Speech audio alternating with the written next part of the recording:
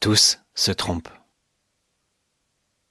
Le journaliste, le politique, l'expert, le complotiste, l'éveillé, les annonciateurs et les dénonciateurs. Tous sont dupés par le grand jeu auquel ils participent.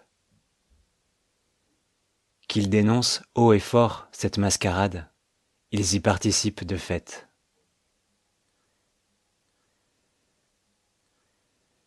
Et si je tends une oreille vers les bruits du monde, bientôt ils m'accaparent de l'intérieur. Des forces en moi se réveillent d'emblée, se réarment. Des rouages s'enclenchent. Et je perds la lucidité qui me permet d'observer le monde depuis ses limites. Le bruit du monde vient me chercher. Il vient me chercher sur les fréquences de ma sensibilité. Une indignation, un espoir, un désir, une critique. C'est comme cela qu'il joue. Il me prend au jeu et je suis prise au jeu.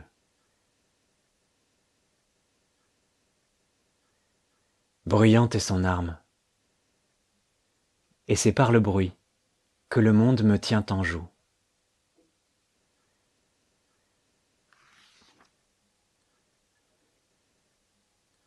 La vérité est au-delà, nécessairement en dehors.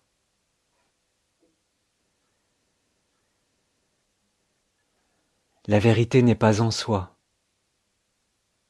En soi, il y a seulement la chambre d'écho où résonne ce qui est en conformité avec mon état de conscience actuel.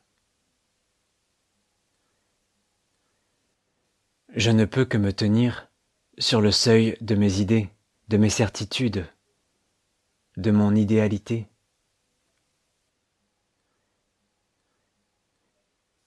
Prétendre que je puisse m'en être dégagé par ambition, c'est encore faire le jeu du monde. Tout doit s'effondrer, car tout est faux.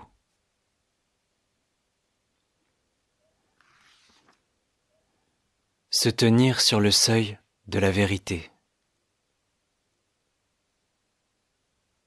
Si j'entre par effraction, elle perd son pouvoir, sa nature. En même temps, si je ne m'y rends pas, elle m'est perdue.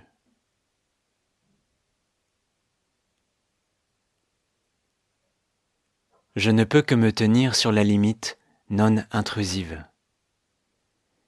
Y établir une base, un observatoire, un entre-lieu, une enclave.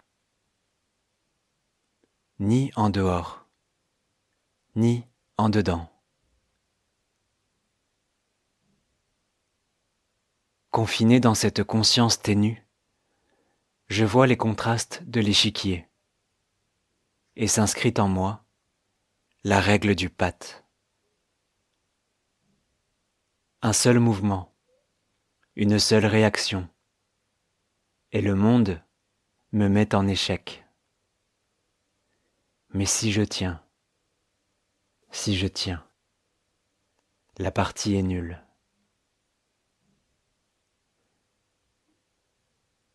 C'est là que je suis attendu. C'est là que tous sont attendus.